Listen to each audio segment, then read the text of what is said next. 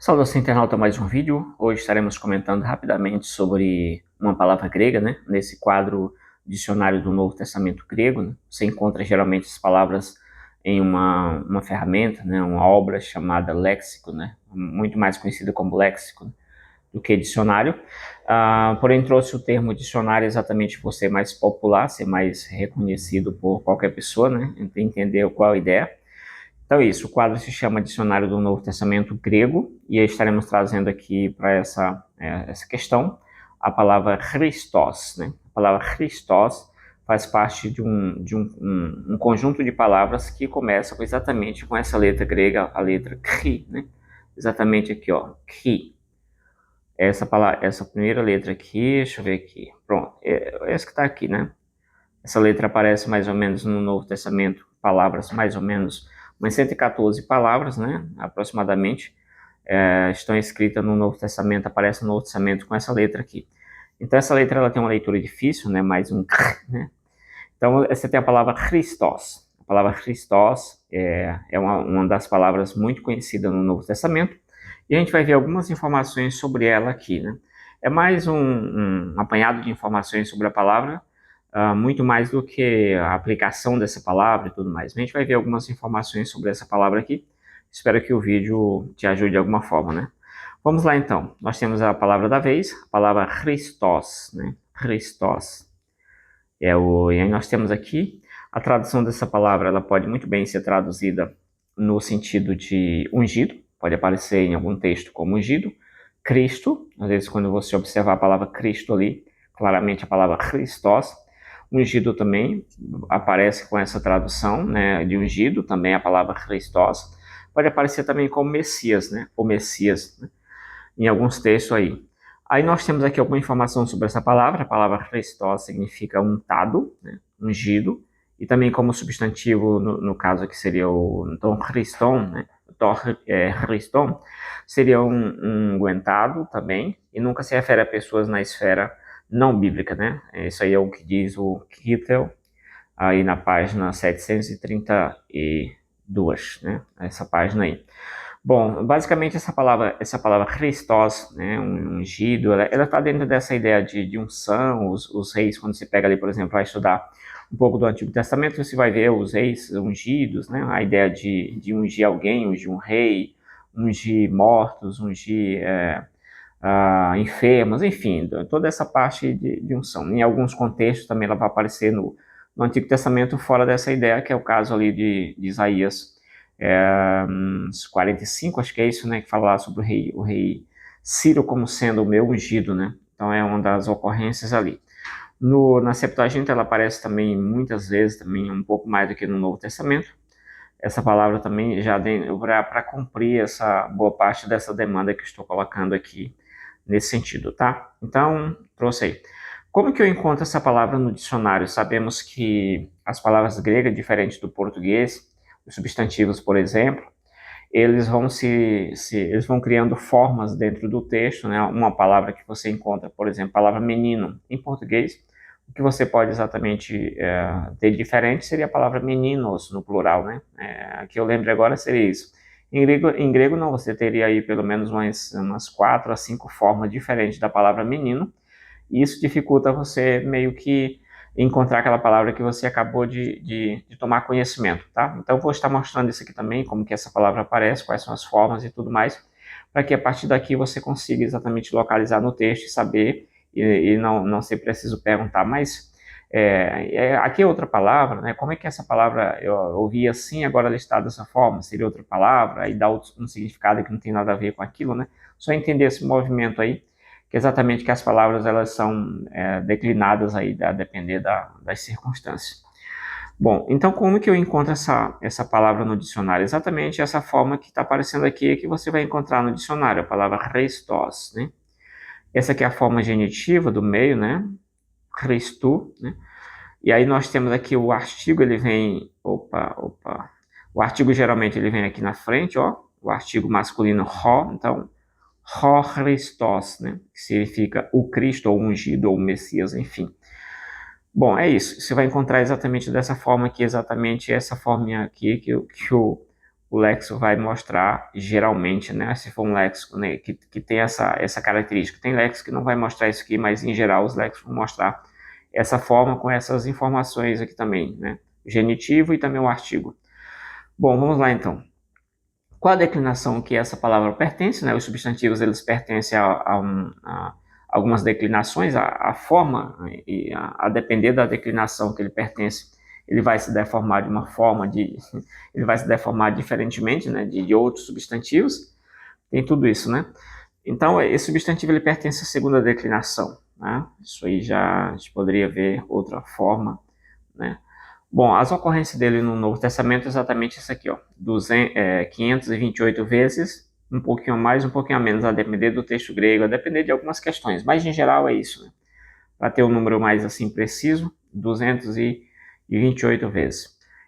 Qual a extensão desse substantivo durante o Novo Testamento? Ele vai desde Mateus capítulo 1, né, sobre Bíblia Geneso e Cristo, né, ou seja, livro da genealogia de Jesus Cristo, até chegar lá em Apocalipse, que vai lá até o Apocalipse 20, versículo 6. É exatamente a extensão que essa palavra vai abarcar em todo o Novo Testamento. É uma palavra muito conhecida no Novo Testamento. Existe uma exceção, pelo menos aqui, né? Na terceira carta de João não aparece essa palavra aqui, tá? Então é isso. Não vai aparecer ungido, Cristo, Messias, coisa do tipo. Aí, qual seria... Essa palavra estaria organizada em qual campo semântico, né? Então você tem exatamente um dicionário que traz essa perspectiva de domínio semântico. Um domínio semântico é basicamente uma área da experiência humana. Então, dentro dessa questão, por exemplo, quando eu penso sei lá, Ares, isso é uma área da experiência humana, né? A gente sabe o que são os Ares, né? O céu, né? Então, quando eu falo qualquer uma dessas palavras, futebol, né? Futebol, eu tenho alguns elementos que eu poderia listar que estariam dentro dessa categoria, dentro desse domínio, né? Céu, né? Sei lá, anjos, Deus, enfim, né? Cada pessoa teria aí algumas palavras que poderiam ser alocadas dentro dessa palavra que eu acabei de citar aqui, né? Então, são chamados de domínio semântico.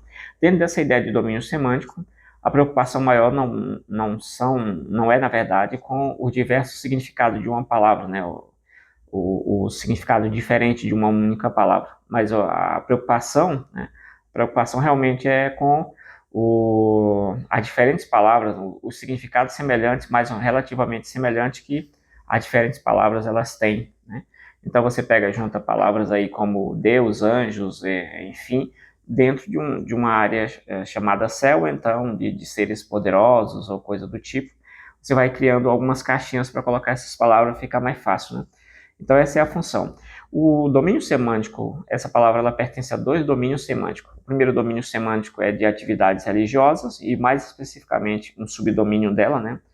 É exatamente papéis e funções que se exercem dentro de atividades religiosas. Quando você fala eu poderia citar para você aqui, perguntar, pedir para que você listasse alguma coisa que vem à sua cabeça quando eu cito atividades religiosas, papéis e funções, né? Papéis e funções dentro de atividades religiosas. A gente teria algumas palavras a listar.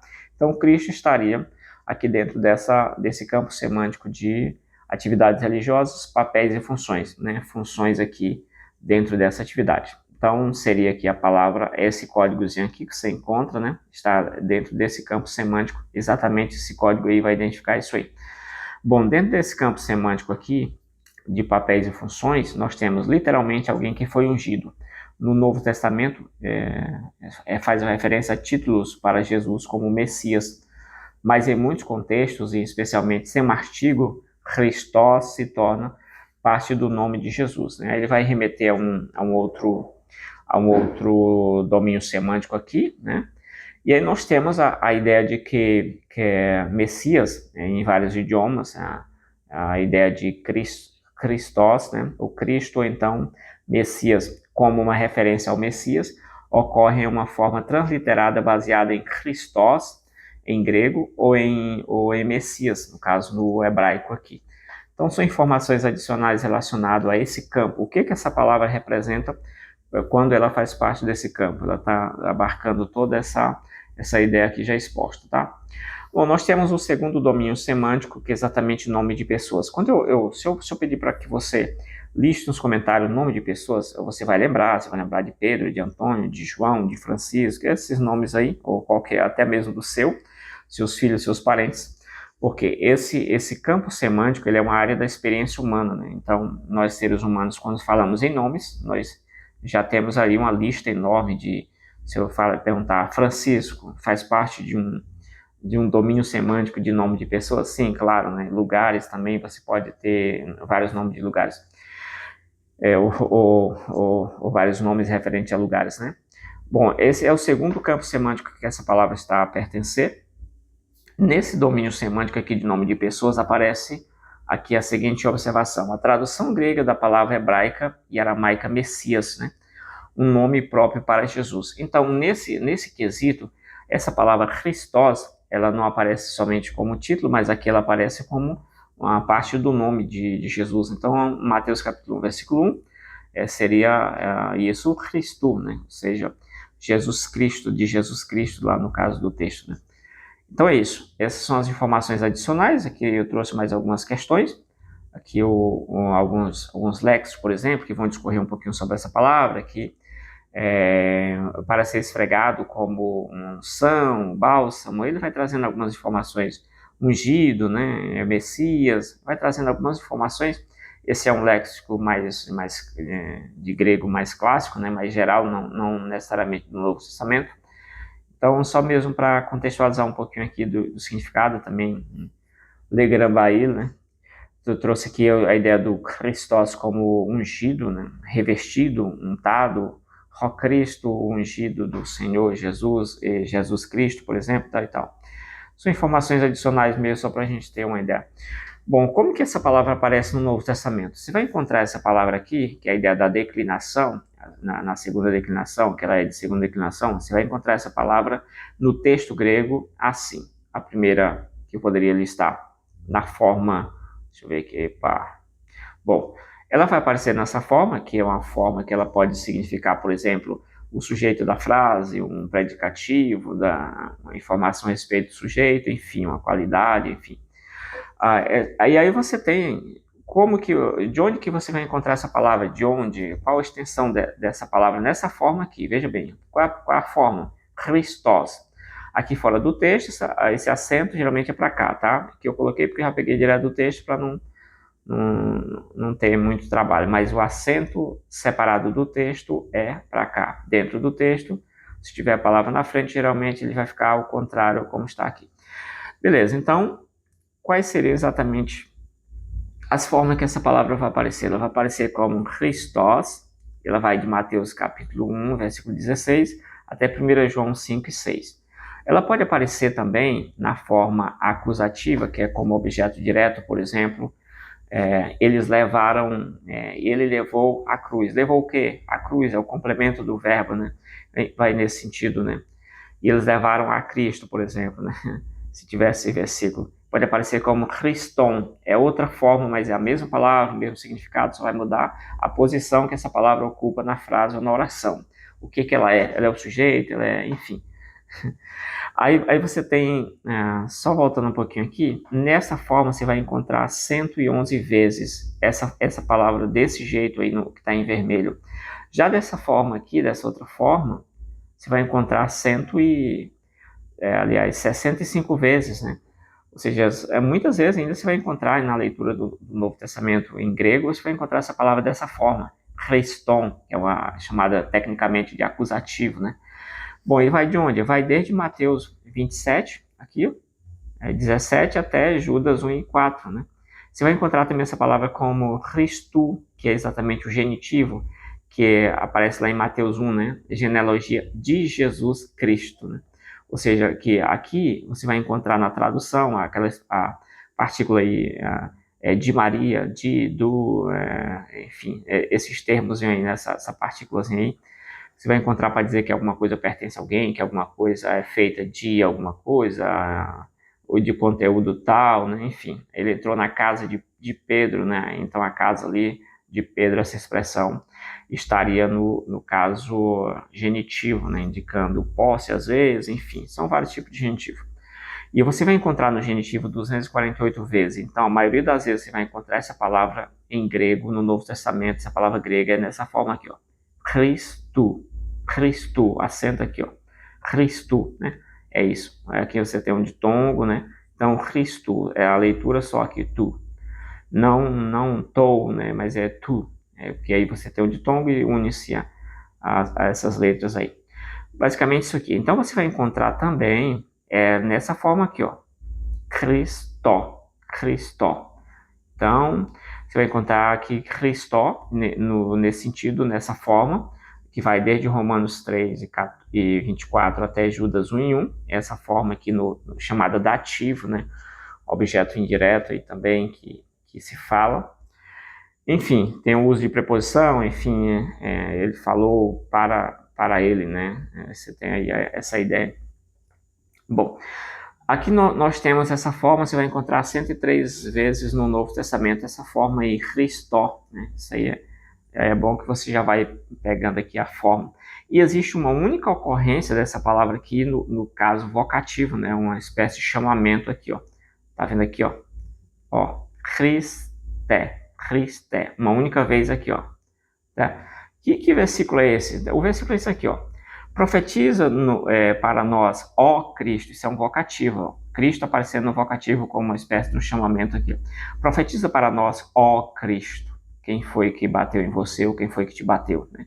Então, essa é a única ocorrência que eu encontrei nessa forma vocativa aqui da palavra Christó. Né? A mesma coisa acontece com a palavra theos, né? A palavra theos também aparece em Mateus, acho que Mateus 26, que é exatamente a única forma que ela aparece naquele tipo de vocativo ali, né? Que é exatamente assim, ó. Você tem aqui teta, que aparece assim, ó. Té, né? Exatamente a palavra theos, né? Então, acontece a mesma coisa com a palavra Christos, né? Aí a palavra aparece aqui no vocativo como Christé, né? Exatamente, isso é interessante aqui. Bom, já que você pegou aí as formas como essa palavra aparece no Novo Testamento, já fica bem fácil aí avançar concernente isso. Aqui eu trouxe o uso dessa palavra por autores, aqui eu comecei colocando por livro, depois finalizei aqui com Paulo. Paulo é o autor que usa essa palavra de forma absurda. Você lembra que lá no início eu disse que essa palavra aparece no Novo Testamento 528 vezes. Aqui Paulo, dessas 528 vezes, usa 379, né? Eu contei 380, né? Mas outro léxico lá contou 379, eu vi depois, né? Mas deixei esse tanto, talvez eu contei um a mais ou a menos, enfim, né? Aí nós temos essa ocorrência aqui, né? Paulo é o autor que usa de forma disparado, o autor que mais usa essa palavra aqui, a palavra Christos, ou seja, aparece mais essa palavra aqui nas epístolas paulinas do que em qualquer outro lugar, não tem evangelho, não tem nada que consiga competir com Paulo aqui, né? Quase 400 vezes, né, aqui. Bom, é isso. Nós temos aqui pegando o resumo anterior do que eu mostrei sobre o uso dessa palavra, nos evangelhos a ocorrência do título Cristo é relativamente rara, isso quando comparado com as epístolas de Paulo, que foi o que acabei de dizer. Mais importante, o nome aparece quase sempre como título, equivalente estritamente a o Messias. Mas era natural, depois da ressurreição, os cristãos usarem Cristo como nome, não menos como título. Isso aí que eu disse, o Carso 2010, página 85, né? E aí ele vai discorrer que Paulo, provavelmente em alguns lugares ali, usou, né, essa expressão Christos como sendo exatamente o nome, né? O nome de Jesus ali, uma parte do nome, pelo menos, né? E é isso. Aqui nós temos outras informações. Dentro daquele primeiro campo semântico que eu mostrei, papéis e funções, atividade religiosa, papéis e funções, eu trouxe aqui todas as referências onde aparece exatamente a palavra Christos dentro desse campo semântico, né? Eu tentei colocar aqui, salvo algum equívoco aqui ali, mas eu tentei colocar todas as ocorrências aqui, coisa que é difícil você saber isso aqui, né? É difícil encontrar todas as ocorrências desse campo semântico. Aqui estão. Já em relação a outro campo semântico, o campo semântico de nome de pessoas, eu trouxe aqui quase todas as ocorrências, né? Aqui não deu espaço, então eu preferi, né, para não mexer aqui na estética, eu preferi deixar de fora as ocorrências. Mas A primeira referência que você tem dessa palavra, como mostrei, é Mateus 1:1 e finaliza em 1 Coríntios capítulo 15, versículo 14. Dentro da carta de Paulo aos Coríntios, tanto a primeira quanto a segunda, você tem muitas ocorrências, mas questão de espaço eu não trouxe aqui, mas trouxe a última referência que acontece em Coríntio concernente essa palavra aí, para que de alguma forma possa te ajudar. Então, obrigado então por ter chegado até aqui, se chegou até aqui, obrigado realmente aí por ter acompanhado aí o desenvolvimento do vídeo, né? As informações aí. Espero ter ajudado aí você a compreender um pouco mais sobre essa palavra. E dentro do estudo você tem como estudar essa palavra, realmente as aplicações mais exacerbadas. Mas o objetivo do vídeo era ser um pouco mais aquela função de léxico mesmo, né? Apresentar algumas informações e também trazer algumas informações que geralmente o léxico não traz, né? Basicamente isso. Se você gostou, comenta aí se quer que eu continue essa série com outras palavras aí. Se quiser deixar alguma palavra para que eu faça isso, então comenta aí que sim. Até o próximo vídeo. Valeu, fui!